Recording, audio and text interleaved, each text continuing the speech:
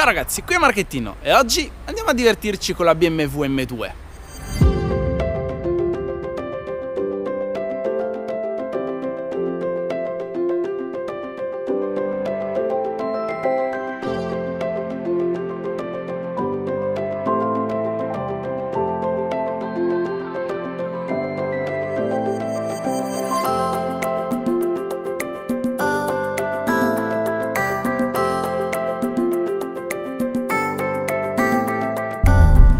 Ragazzi, oggi sono al volante della BMW M2. Non vi nascondo che sono veramente entusiasta di guidare questa macchina perché secondo me la M2 è la M migliore che si può comprare sul mercato odierno. Ovviamente intendo del nuovo. E non vi nascondo che se mi fosse imposto un budget un po' più alto, sempre con l'idea di comprare una BMW, io penso che mi sarei comprato proprio questa. Esteticamente questa M2 la trovo proprio bella, per non parlare del colore. Le dimensioni per una sportiva le trovo giuste. Non è troppo piccola e né troppo grande come può risultare una BMW M4. È compatta eppure ha 4 posti.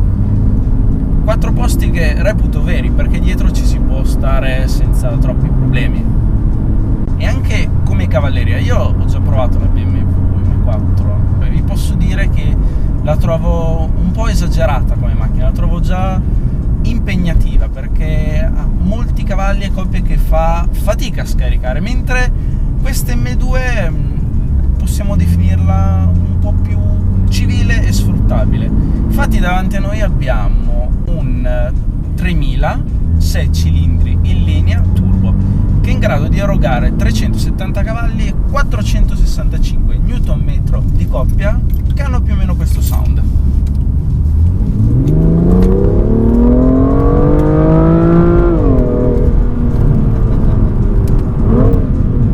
Sound non è veramente niente male e come vi ho già detto, secondo me tutta questa potenza è la potenza giusta per divertirsi senza essere lì continuamente col timore di rischiare di sbandare e di schiantare la macchina.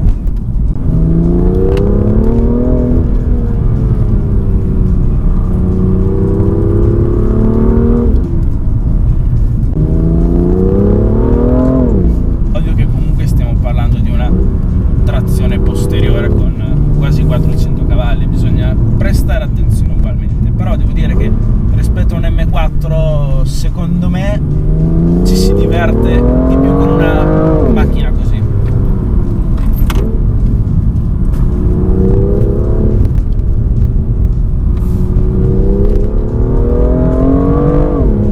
Il motore comunque per essere turbo ha un sound che non è niente male.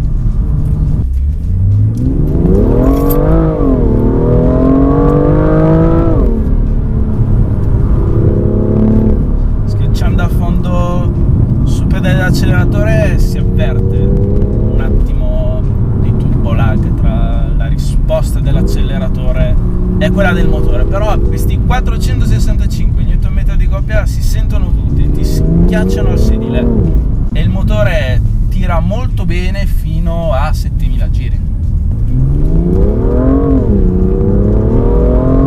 E comunque una delle cose che mi piacciono di più di questa M2 è il fatto che tutta la potenza la riesce a scaricare senza troppi problemi.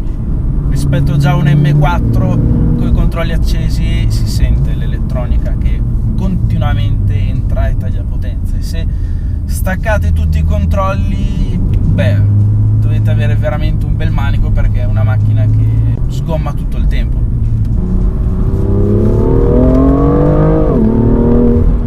Sapete comunque che io sono un amante del cambio manuale, però onestamente devo dire che questo doppia frizione non è per niente male.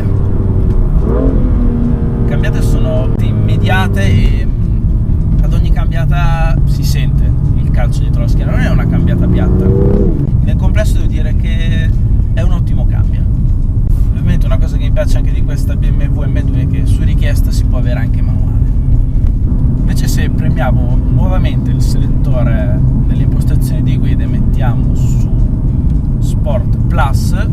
tiriamo fuori il meglio di questa M2, tiriamo fuori il suo lato più rabbioso. Le cambiate immediatamente diventano ancora più secche e veloci. I controlli sono parzialmente spenti, rendendo questa macchina ancora più divertente e tendente al sovrasterzo.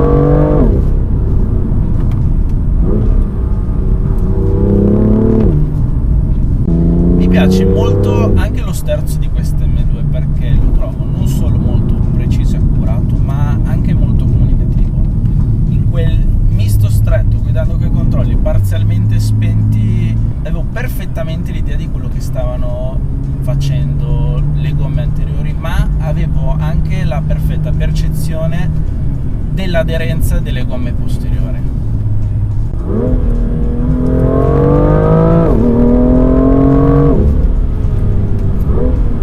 E devo dirlo, nel complesso questa M2 mi ha proprio dato l'idea di essere la macchina che pensavo. Secondo me è la perfetta sportiva da utilizzare tutti i giorni e da portare in pista o in strade tortuose così nei weekend. In modalità comfort sembra di guidare una normalissima BMW, con lo scarico chiuso, l'assento morbido, ma spostando il selettore su Sport o per chi vuole usare di più il Sport Plus, le sospensioni diventano più rigide, lo sterzo più diretto e nel complesso questa macchina si trasforma in una vera e propria piccola bomba che a mio parere è più sfruttabile, godibile e divertente di una M4.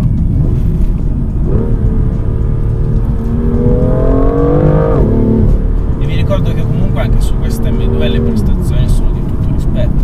Se magari i 370 cavalli di potenza non sono un numero che vi impressionano, comunque sia questa macchina va da 0 a 100 in 4 secondi e 3 e ha una velocità massima autolimitata a 250 km/h. Nel complesso io penso che queste prestazioni e questi numeri siano i numeri giusti per divertirsi. E secondo me un altro fattore da tenere conto su questa macchina può essere il fattore modifiche, perché questa macchina è turbo, il che significa che con poche modifiche si possono tirare fuori tanti cavalli e ancora più potenza e performance da questa macchina.